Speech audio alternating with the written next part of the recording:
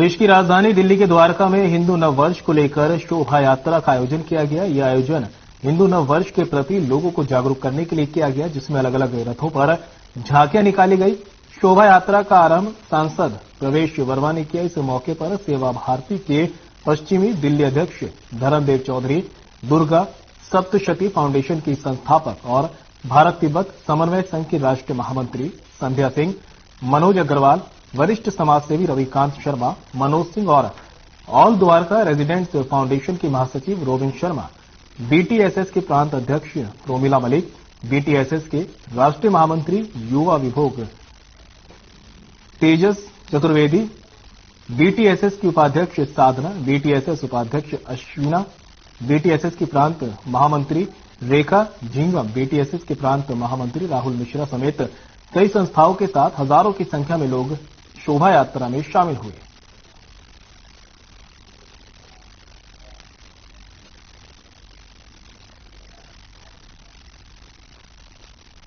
सोते हुए हिंदू को जगाने का प्रयास किया है कि उनके अंदर अपनी जागृति पैदा हो, अपने नव वर्ष को मनाने के प्रति संवेदना पैदा हो, उनको समझ में आए कि हमारी जो भारतीय नव वर्ष है वो बड़े साइंटिफिक आधारों पर आधारित है। आज का प्रोग्राम बहुत अच्छा रहा। आज नववर्ष था, हिंदू नववर्ष, जिसके लिए सारे लोगों ने, सारे सनातनी भाई बहनों ने मिलके इस नववर्ष को बड़े उत्साह से मनाया। हमारा कार्यक्रम जो है एक नववर्ष के उपलक्ष्य में 22 मार्च को जो अभी हमारा शुरू हुआ है 2080, इसकी सभी देशवासियों को मैं शुभकामनाएं देता हूं। प्रोग्राम जो अपना हिंदू नववर्ष की शोभा यात्रा निकाली गई, इसमें सम्मिलित होने का मौका मिला। सुबह से ही मैं देख रहा हूं कि किस तरह से ये हवन के साथ शुरू हुआ और एक इतनी विशाल शोभा यात्रा निकाली गई। आज हमारे द्वारका में सेवा भारती द्वारा सारे हमारे भाइयों द्वारा बहुत ही विशाल एक यात्रा निकल रही है, क्योंकि हिंदू नववर्ष को सेलिब्रेट किया जा रहा है। हम सभी देखते हैं कि अंग्रेजों की जो सारी बातें थी वो हमारे देश में आ गई, मगर असली मायने में जो हमारी संस्कृति बताती है वो ये बताती है कि विक्रमी संवत को हमारा नया वर्ष हमें उसी को मनाना चाहिए।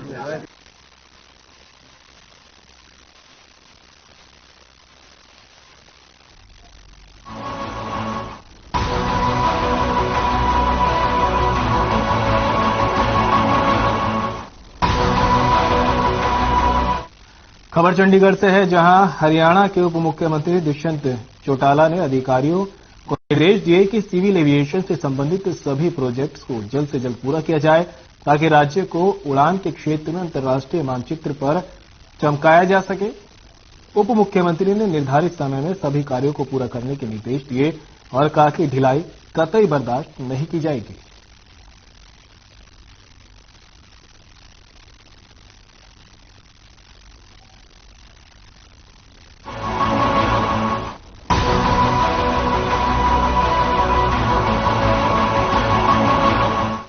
खबर फरीदाबाद से है, जहां आम आदमी पार्टी के नगर निगम प्रभारी डॉक्टर अशोक तंवर ने अपने सैकड़ों समर्थकों के साथ बल्लभगढ़ लघु सचिवालय पर धरना दिया। उन्होंने कहा कि सरकार की ऑनलाइन प्रक्रिया पूरी तरीके से फेल दिखाई दे रही है, जिसके चलते लोग सड़कों पर उतरने को मजबूर हैं। अशोक तंवर ने धरने पर पहुंचे लोगों से बात की तो उन्होंने कहा कि उन्हें कई महीनों से राशन नहीं मिल रहा। वहीं कई बुजुर्ग व्यक्तियों से जब बात करने की कोशिश की तो उन्होंने बताया कि उनकी पेंशन भी अब बंद हो चुकी है, क्योंकि ऑनलाइन प्रक्रिया के तहत पेंशन कट गई। अशोक तंवर का कहना है कि वे बल्लभगढ़ अपने समर्थकों के साथ ज्ञापन देने के लिए पहुंचे थे, जहां पर एसडीएम साहब मौके पर नहीं पहुंचे। उनका कहना है कि सरकार भले ही हर चीज ऑनलाइन प्रक्रिया के तहत करने का दावा करती हो, लेकिन सरकार की ऑनलाइन प्रक्रिया पूरी तरीके से फेल है और सभी जगह भ्रष्टाचार का बोलबाला है। जब तक इनकी मांगे नहीं मानी जाएगी, इसी तरीके से सरकार के खिलाफ धरना प्रदर्शन जारी रहेगा।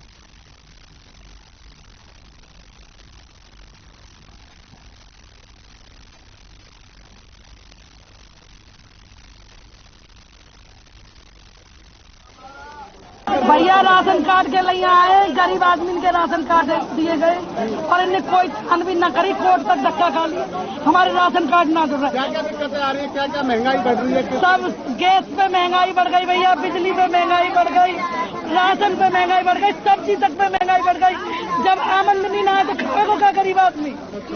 इन्हें सोचनी चाहिए कैसे गुजारा कर रहे। कोई सरकारी नौकरी तो कोई है ना।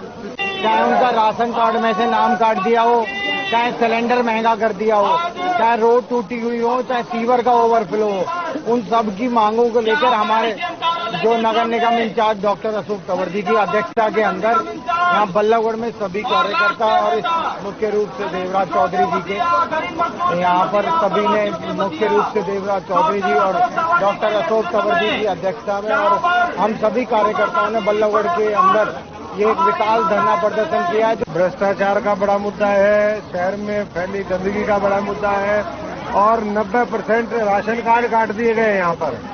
फैमिली आईडी की वजह से लोगों को परेशानी है। इन तमाम मुद्दों को लेकर के आज आम आदमी पार्टी के हमारे सभी साथियों ने मिलकर के ये प्रोटेस्ट मार्च रखा है। खुद जो इन समस्याओं से लोग परेशान हैं वो इसके खुद हिस्सा बने हैं, लेकिन जैसे ही यहाँ के स्थानीय अधिकारियों को पता चला वो यहाँ से मैदान छोड़ करके भाग गए। हम जब तक वो ये नहीं बताएंगे कि इनके राशन कार्ड कब तक बनेंगे।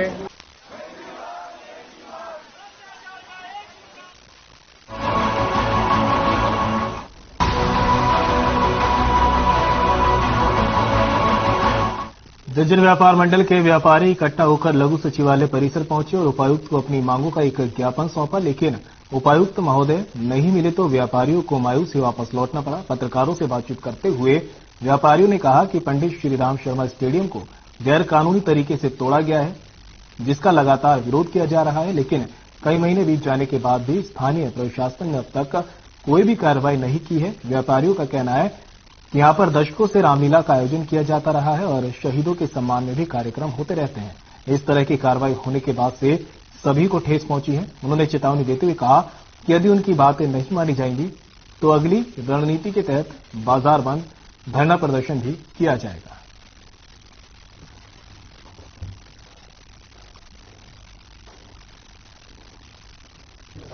जैसे पूरा शहर में भयंकर रोष है और हमारे व्यापार मंडल में जो कि दिन पर दिन असंतोष बनता जा रहा है कि उपायुक्त महोदय ने हमें इस स्टेडियम को जल्दी से जल्दी बनवाने का हमें आश्वासन दिया था। तो आज 2 महीने हो गए लगभग और अब तक कोई भी चर्चा नहीं है, ना ही हमें किसी तरह की वर्बली कोई आश्वासन दिया गया है कि हम इसको शीघ्र बना रहे हैं। जबकि हमें उपायुक्त महोदय ने पूरे शहर को यह आह्वान किया था कि शीघ्र से शीघ्र इस स्टेडियम का निर्माण होगा। ये हमारे शहीदों का अपमान न हो, ये हमारे शहीदों की जमीन है।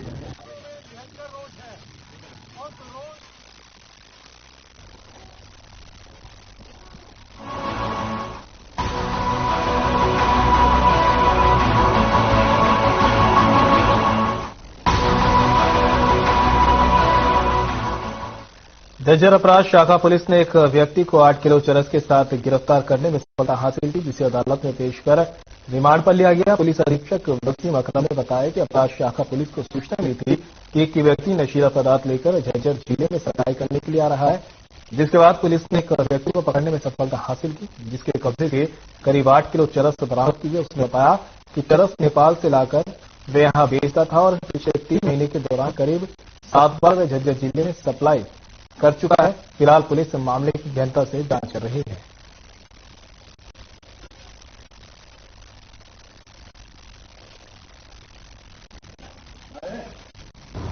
जो चरस के आने का रूट है नेपाल और बिहार के माध्यम से होते हुए चरस के कई सारे केसों में मामले पुलिस तफ्तीश में के दौरान बरामद किए। तो इसी तरह का एक मामला सूचना के आधार पे और आगे टेक्निकल इन्वेस्टिगेशन के आधार पे एक कंपनी के बारे में पता चला था, जो कि झज्जर या झज्जर के आसपास के इलाके में झज्जर में रहने वाले एक आदमी को ये चरस सप्लाई करा था।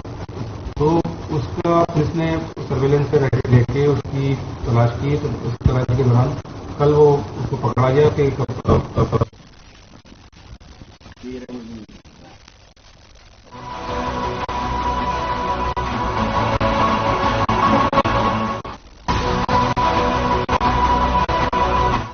जर्जर में नगर परिषद के सफाई कर्मचारियों ने प्रशासन के खिलाफ मोर्चा खोल दिया है। सफाई कर्मचारी नगर परिषद के गेट के बाहर ही भूख हड़ताल पर बैठ गए। नगर पालिका कर्मचारी संघ हरियाणा के बैनर तले नगर परिषद के 11 कर्मचारी भूख हड़ताल पर बैठे हैं और इनकी मांग है कि कच्चे कर्मचारियों को जल्द पक्का किया जाए। कर्मचारियों का कहना है कि नगर पालिका कर्मचारी संघ के बैनर तले इससे पहले भी कर्मचारियों ने हड़ताल की थी, जिसके बाद प्रशासन ने उनकी मांगों को जल्द पूरा करने का आश्वासन दिया था, लेकिन 6 महीने बीत जाने के बाद भी उनकी मांगों को नहीं माना गया।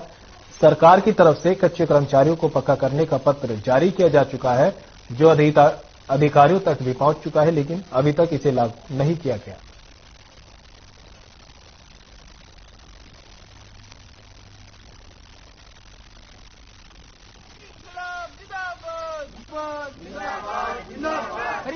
नगर पालिका कर्मचारी संघ हरियाणा के वानपर इकाई प्रधान शिवम चावरिया। आज हम 11 कर्मचारी भूख हड़ताल पर बैठे हैं और आज हमारा ये प्रदर्शन करने का कारण ये है कि 19 अक्टूबर से लेके 29 अक्टूबर तक जो हमने हड़ताल की थी, उसमें सरकार के बीच हमारा समझौता हुआ था कि कच्चे कर्मचारी को पक्का किया जाएगा, पर सरकार ने वो लेटर भी जारी कर दिया 8 फरवरी को।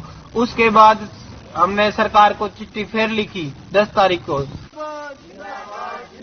हरियाणा सरकार मुर्दाबाद, मुर्दाबाद।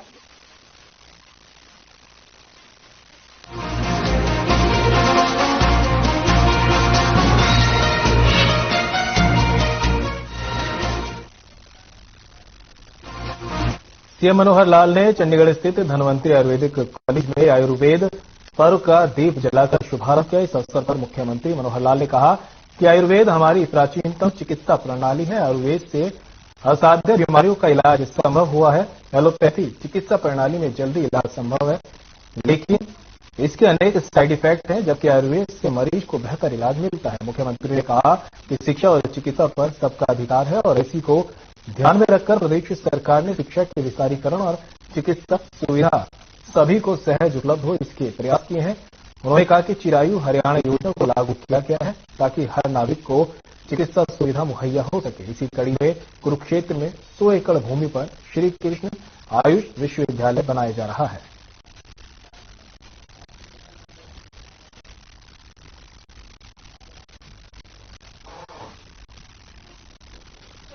जैसा मैंने बताया कि आयुर्वेद इस देश में एक समय था पीछे जाता जा रहा था, और इस आयुर्वेद में क्योंकि जो आयुर्वेद का ज्ञाता, आयुर्वेद का प्रोधा उसको वैद्य नाम से बुलाते हैं, जैसा वैद्य जी ने कहा, वो मेरे मन में भी आता है कि आज हमारे नौजवान पढ़ाई करते समय अपने आप को वैद्य कहने से थोड़ा दूरी बनाकर रखते हैं। डॉक्टर कहा जाए तो उनको अच्छा लगता है, लेकिन वैद्य की यह परंपरा इस देश की प्राचीन परंपरा। हर प्रकार के वैद्य थे, चाहे वो मेडिसिन में थे, चाहे वो शल्य चिकित्सा, हर प्रकार का काम करते थे। और देश के अंदर 2 चीजें, चाहे वो चिकित्सा थी या शिक्षा थी, हर किसी व्यक्ति को बिना किसी कंसिडरेशन के, बिना किसी पैसे के वो उपलब्ध होती थी।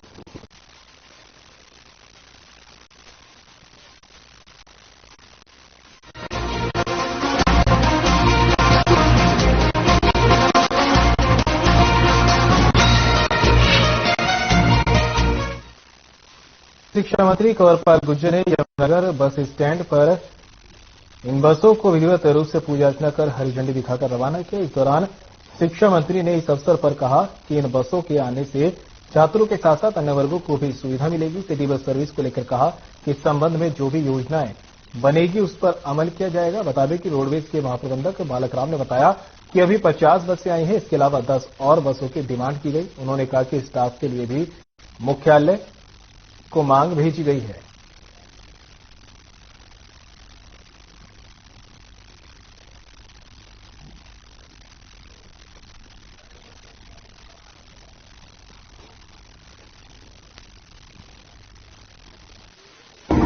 नई बसें मिली और मैं समझता हूं इससे लोगों को काफी बड़ी सुविधा मिलेगी। जहां तक हमारे स्टूडेंट हैं उनको भी इसमें काफी सुविधा मिलेगी, और अभी जिस प्रकार से उन्होंने हरिद्वार शुरू की उससे भी हमें काफी सुविधा मिलेगी। और भी जो ऐसे स्थान है जहां पे यात्री का अक्सर जाना रहता है, वहां पे निश्चित तौर से यहाँ से रूट चलेंगे। जब बसें हमारे पास ज्यादा आएगी, 50 बसें जब हमारे पास आई तो निश्चित तौर से और नए रूट पे काफी निश्चित तौर से लोकल रूट पे पहले से ही काफी बसें चल रही हमारी, लेकिन जहां और जो होगी ना सिटी सर्विस के लिए तो अभी देखिए निर्णय लेना क्या है उसके बारे में। व्यक्तिगत मामला है, अगर उसमें कोई इस प्रकार का निर्णय दूसरे साथ रोक लिया जाता है तो निश्चित तौर से बसें आवंटित की गई थी 90 बसें, उनमें से हमारे पास लगभग 50 बसें आ चुकी हैं जी। 50 बसों में से 35 बसें हमारी ऑन रूट हो चुकी हैं आज की डेट में। 15 बसें अभी वर्कशॉप में खड़ी हैं उनकी पासिंग हो गया है, अभी उनके नंबर लाट नहीं हुए हैं, वो भी आजकल में चलने वाली है। हमारी इस आगार में पहले 225 की स्ट्रेंथ थी बसों की और अब सरकार ने 265 की स्ट्रेंथ कर दी है।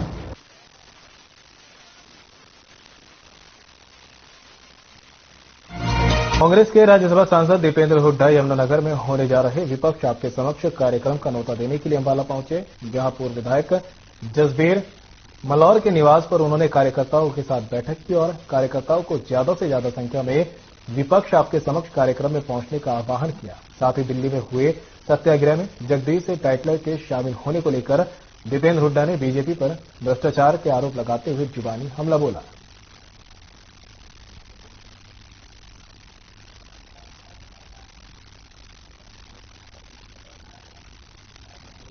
भाजपा वो 9 साल से सत्ता में है और जो उनको जवाबदेही वो कांग्रेस के सेहत को लेकर ज्यादा चिंता ना करें, वो प्रदेश और देश के लोगों की ज्यादा चिंता करें।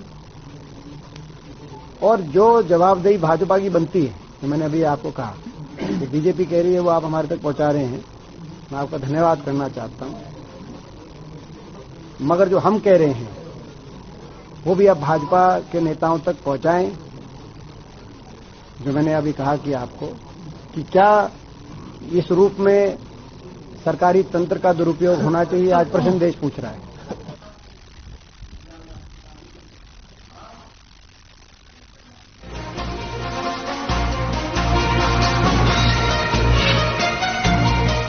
कांग्रेस नेता राहुल गांधी को सजा का ऐलान होने और उनकी सदस्यता रद्द किए जाने के बाद देश में सियासी पारा सातवें आसमान पर है। राहुल गांधी के मामले में कांग्रेस और विपक्ष एक सुर में केंद्र सरकार के विरुद्ध अपनी नाराजगी जाहिर कर रहे हैं।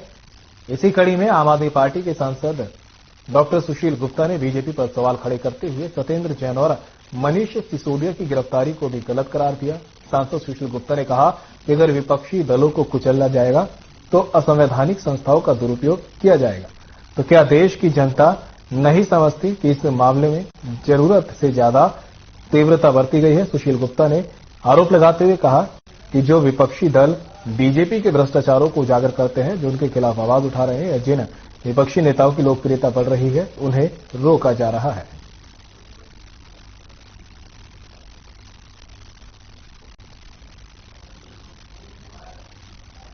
विपक्ष में कोई आवाज उठाए, राहुल गांधी का नहीं है। ये सवाल है देश के लोकतंत्र का, देश की डेमोक्रेसी का। अगर विपक्षी दलों को कुचला जाएगा, संवैधानिक संस्थाओं का गलत इस्तेमाल किया जाएगा, क्या देश की जनता नहीं सोचती कि इसके अंदर जरूरत से ज्यादा तीव्रता बरती गई है?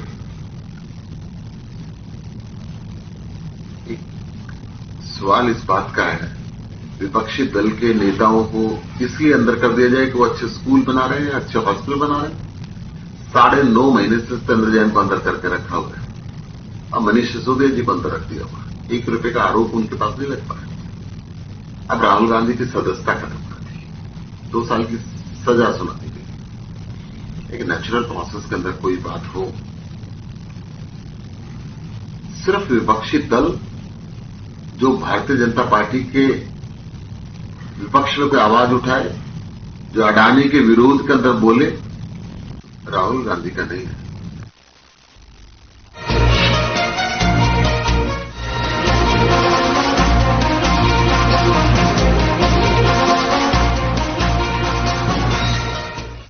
यमुनानगर में छात्र संवाद कार्यक्रम के तहत छात्रों से बातचीत करते हुए इंसो के वरिष्ठ नेता दिग्विजय सिंह चौटाला ने कहा कि लिंगदो कमेटी की सिफारिशों को लागू किया जाना चाहिए, छात्र संघ के चुनाव सीधे कराए जाने चाहिए और इसी वर्ष करवाए जाएं।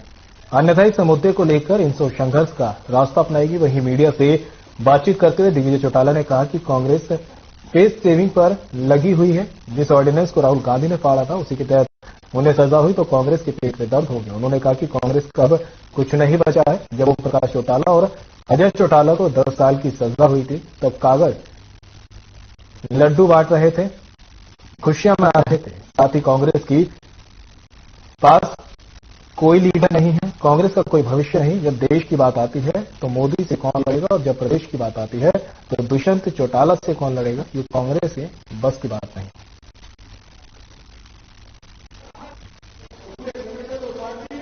एक अलग जगाई जाएगी, डायरेक्ट स्टूडेंट एक्शन की मांग है, उसको पूरा करवाया जाए। और मुझे ये विश्वास हो गया कि यमुनानगर का प्रत्येक छात्र जो है अब चाहता है कि सरकार डायरेक्ट स्टूडेंट इलेक्शन करवाए, ना कि इंडा। और इस वर्ष लिंगो कमेटी की सिफारिश हरियाणा में लागू हो और इस वर्ष चुनाव हो, अन्यथा इनको इसके लिए संघर्ष करना है।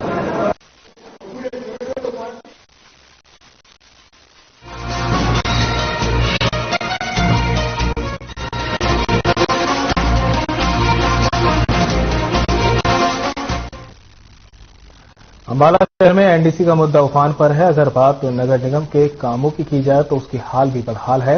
आम जनता को नगर निगम से भी कोई काम करवाना हो तो निगम के चक्कर लगाने पड़ते हैं, लेकिन काम पूरा होने का भरोसा तब भी नहीं रहता। लोग नगर निगम के अधिकारियों से सवाल पूछते फिरते हैं कि आखिर एनडीसी कब होगी, लेकिन कोई जवाब सामने नहीं आता। अंबाला में अधिकारियों की मीटिंग लेने पहुंचे स्थानीय निकाय मंत्री और आम जनता ने घेर लिया और जमकर सवाल जवाब किए, लेकिन मंत्री जी के पास जवाब के नाम पर केवल और केवल आश्वासन या लिखित में शिकायत देने की बात थी। लेकिन जब जनता भी क्या करे, वो काफी ज्यादा परेशान हो चुकी थी। निगम की लेट लतीफी और कामों से तंग आ चुके हैं। निगम के कामों से परेशान जनता बोली कि बीजेपी को हम वोट देकर पछता रहे हैं।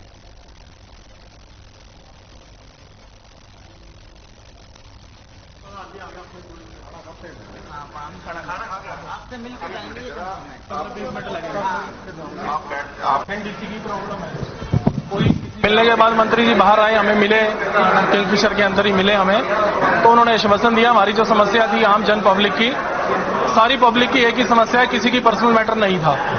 जितनी भी समस्या आ रही है NDC portal, ID, part ID, approved colony को अनप्रूव्ड कर दिया, किसी भी तरह की एनडीसी जारी नहीं हो रही, जिसको लेकर अम्बाड़े की जितनी हमारी जनता है, मैं अकेला नहीं हूं अपने काम कराने आया, ना मैंने अपनी कोई पर्सनल बात रखी है, मैं जन पब्लिक के लिए अम्बाड़ा की आवाज कर रहा हूं कि पूरे जितने भी अम्बाड़ा वासी हैं उनके हालात देख लो, एक बार नीचे जमीन पे ग्राउंड लेवल तो देखो।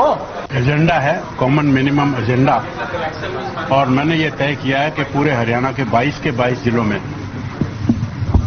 प्रवास करूंगा, हर जिले में जाऊंगा, वहां के अधिकारी और चुने हुए प्रतिनिधि उनको बैठाकर कुछ बातें हैं, प्रॉपर्टी आईडी है, इसका पूरे प्रांत में हाहाकार मचा हुआ है, इसको हमने काफी दुरुस्त किया है और भी दुरुस्त कर रहे हैं, लगभग 80% हम ठीक कर भी चुके हैं। जब ये पूरा ठीक हो जाएगा तो इसका आनंद आएगा। ये काम ऐसा है जो कि पूरे देश में हरियाणा पहला स्टेट है जिसने इतनी हिम्मत की। मैं फ्रीडम फाइटर की फैमिली से हूँ, डॉटर ऑफ फ्रीडम फाइटर। हमारा घर डबल स्टोरी है, उसके साथ बैक साइड पर जो बिल्डिंग है लगभग 600-700 गज में, वो खंडर हालत में है।